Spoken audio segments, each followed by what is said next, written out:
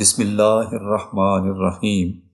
روایات میں آتا ہے کہ حضرت علی المرتضیٰ رضی اللہ تعالیٰ عنہ جب حضرت سیدہ فاطمہ رضی اللہ تعالیٰ عنہ کے وصال کے روز گھر تشریف لائے تو آپ رضی اللہ تعالیٰ عنہ نے بیماری اور کمزوری کے باوجود آٹا گوندا اور اپنے ہاتھ سے روٹیاں پکائیں۔ پھر حیدر کرار حضرت سیدنا علی المرتضیٰ رضی اللہ تعالیٰ عنہ اور بچوں کے کپڑے دھوئے۔ حضرت علی المرتضیٰ رضی اللہ تعالیٰ عنہ نے فرمایا، اے فاطمہ، میں نے تمہیں کبھی دو کام اکٹھے نہیں کرتے دیکھا، آج تم کام اکٹھے کر رہی ہو۔ آپ رضی اللہ تعالیٰ عنہ نے فرمایا، میں نے رات خواب میں اپنے والد بزرگوار حضور نبی کریم صلی اللہ علیہ وآلہ وسلم کو دیکھا۔ بابا جان میرے منتظر تھے۔ میں نے عرض کیا، میری جان آپ صلی اللہ علیہ وآلہ وسلم کی جدائی میں نکل رہی ہے۔ آپ صلی اللہ علیہ وآلہ وسلم نے فرمایا، فاطمہ رضی اللہ تعالی عنہ، میں بھی تمہارا انتظار کر رہا ہوں، پر اس خواب کے بعد میں نے جان لیا کہ میرا اس دنیا میں آخری دن ہے اور میں اب اس دنیا سے پردہ فرمانے والی ہوں۔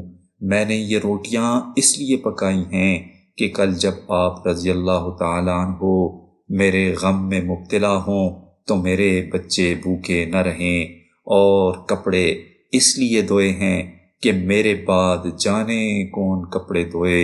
حیدر کرار حضرت علی المرتضیٰ رضی اللہ تعالیٰ عنہ نے جب یہ باتیں سنی تو ان کی آنکھوں میں آنسو جاری ہو گئے۔ پہلے حضور صلی اللہ علیہ وآلہ وسلم کی جدائی کا صدمہ، اور اب حضور نبی رحمت صلی اللہ علیہ وآلہ وسلم کی لاڈلی صاحبزادی کی جدائی آپ رضی اللہ تعالیٰ عنہ کے لیے کاری ضرب سے کم نہ تھی۔ آپ رضی اللہ تعالیٰ عنہ نے جب حضرت علی المرتضیٰ رضی اللہ تعالیٰ عنہ کی یہ کیفیت دیکھی تو فرمایا، غم نہ کریں، اور جیسے آپ نے پہلے صبر کیا اب بھی صبر کیجئے، بے شک اللہ صبر کرنے والوں کے ساتھ ہے۔ منقول ہے کہ حضرت فاطمہ رضی اللہ تعالی عنہا کے وصال سے قبل حضرت اسماء بنت عمیس رضی اللہ تعالی عنہا تشریف لائیں تو آپ نے ان سے فرمایا، میرے بچوں کو کھانا کھلا دیں۔ جب انہیں کھانا کھانے کے لیے جمع کیا گیا تو انہوں نے کھانا کھانے سے یہ کہہ کر انکار کر دیا کہ ہم اپنی والدہ کے بغیر کھانا نہیں کھائیں گے۔ اس دوران حضرت علی المرتضیٰ رضی اللہ تعالیٰ عنہ تشریف لائے اور آپ نے بچوں کو ان کے نانا محبوب خدا حضور نبی کریم صلی اللہ علیہ وآلہ وسلم کے روضہ مبارک پر بھیج دیا۔ ابھی کچھ دیر گزری تھی کہ بچے پھر آ گئے اور حضرت علی المرتضیٰ رضی اللہ تعالیٰ عنہ سے کہنے لگے، ہمیں اپنی والدہ کا آخری دیدار کرنے دیں۔ سیدہ زاہدہ حضرت فاطمہ رضی اللہ تعالیٰ عنہ نے اشارہ سے حضرت حیدر کرار رضی اللہ تعالیٰ عنہ سے کہا کہ انہیں آنے دیں۔ حضرت علی مرتضیٰ رضی اللہ تعالیٰ عنہ نے دروازہ کھول دیا، بچے ماں کے سینے سے لگ گئے۔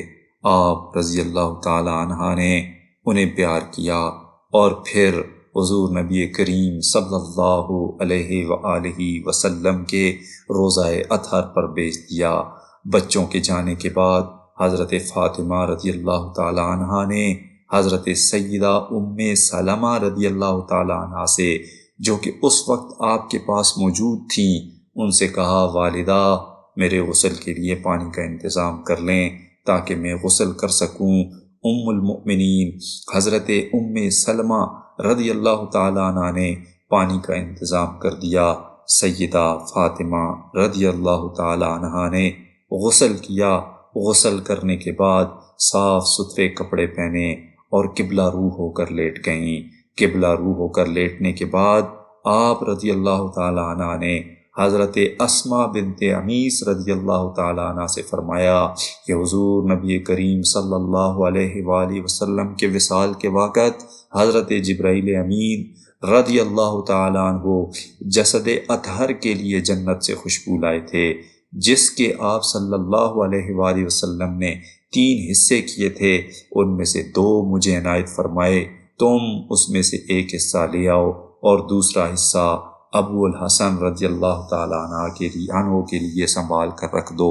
حضرت اسماء کے جانے کے بعد حضور نبی کریم صلی اللہ علیہ وآلہ وسلم کی لاڈلی شہزادی حضرت سیدہ فاطمہ رضی اللہ تعالیٰ عنہ نے امت کے گناہ گاروں کے لیے دعا فرمائی اور اپنے بچوں کے لیے دعائے خیر فرمائی۔